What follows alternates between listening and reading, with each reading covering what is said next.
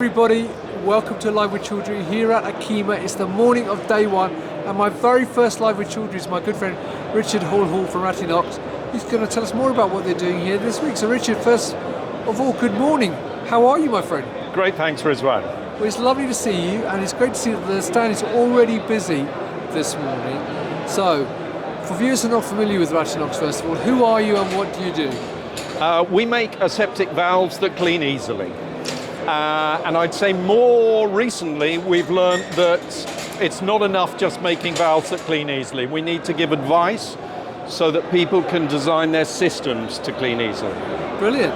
Now, before we talk a bit further about what you're doing here this week, I'm just going to give viewers a quick look at the stand so they can have a look at the layout, what you've got on display.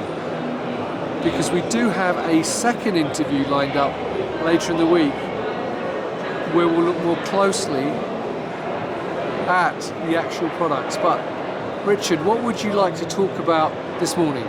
Well, today our objective is to try and help people to understand our valve technology, because we started off making quite simple valves maybe 40 years ago, mainly for the food industry, and we started making truly aseptic valves about 12 years ago. Right.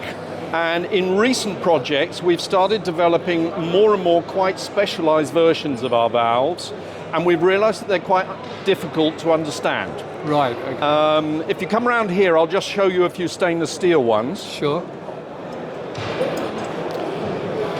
If you look at these, for instance, all of these have the same function, Yep.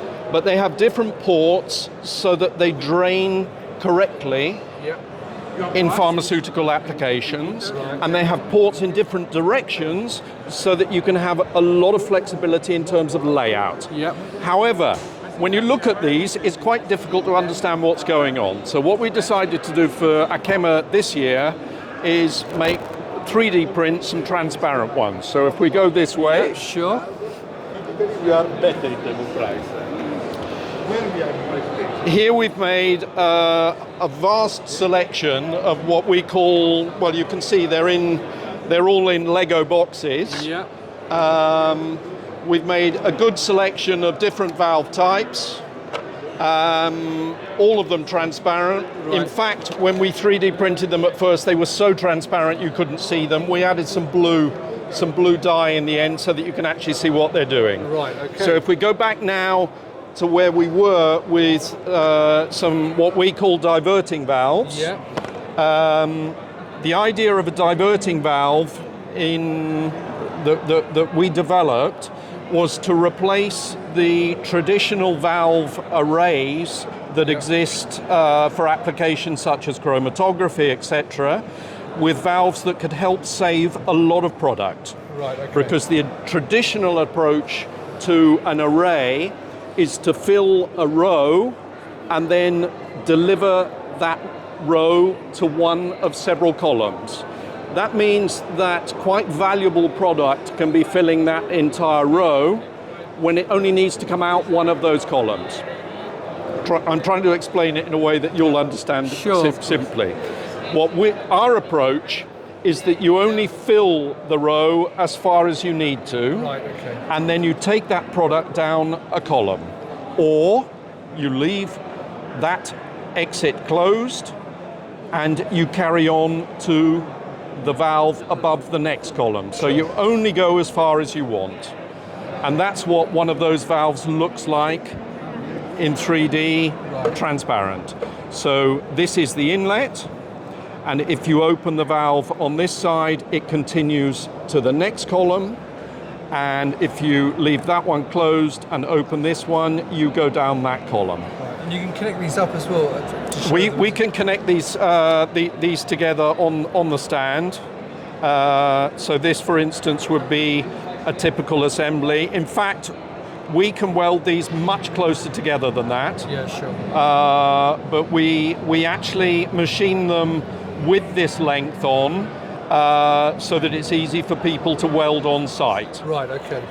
If I get some full-size ones of these, can we move again? Sure. Yeah, if we move to the far end,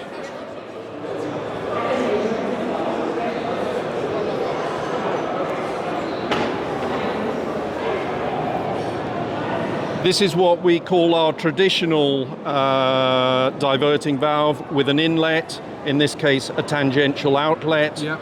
and a vertical outlet. And for a recent project in Denmark, we invented another valve that has exactly the same function, but the configuration is different. Instead of having the two actuators in line, Yep. the two actuators are at 90 degrees, and that allows us to come in with two lines vertically and out vertically, Right. which would not be possible in a traditional valve. If I can find the correct one, we don't actually have it here, but a traditional one, if we had a port at the top and Yeah. two ports at the bottom, or two ports at the top and one at the bottom, we would never be able to drain from the bottom of the bodies. So that's why we had to invent the 90-degree diverting valve. Right, okay, fantastic. Now, Richard, I know that as a company, you're obviously quite big on sustainability now because of the solutions you're offering. That's, I'd say efficiency is where we've been driving historically, but sustainability is a big subject today, and it gets the attention of the boards of directors. What I'd have to say is that I've been in a few conferences recently about sustainability. I was presenting at one in Munich just a few weeks ago, and I was really impressed by how the pharmaceutical companies are moving in terms of sustainability from an energy point of view. And I was a little disappointed in how far they've gone with water. Not many commitments being made about water usage. Right. And I think that's a shame. All right. Well, look, Richard, obviously we're going to talk a bit more about the products on the next video we do here this week. But obviously, before we finish, I know you've got a competition running as well. We have, yes. We zoomed in briefly on what we call a P&ID, which is a circuit. And we've got a competition to see who can assemble that circuit quickest. Fantastic. Well, look, viewers, if you'd like to learn more and take part in the competition, come and talk to Richard and the team. They're here in Hall 8, stand E4. E4, thank you. And find out more. If you cannot make it this week at ACHEMA, then obviously you can visit the Rattiinox website. The link is above the video. Richard, it's lovely to see you as always. I hope you have a fantastic week this week in Frankfurt. And hopefully I'll catch up with you a bit later on in the week as well. Viewers, as I said, come to stand E4 in Hall 8 to learn more. And if you can't do that, follow them on LinkedIn and go to their website. Follow Richard on LinkedIn because he's very active on LinkedIn as well these days. And until next time, as always, stay well and stay safe. Bye-bye. Thank you.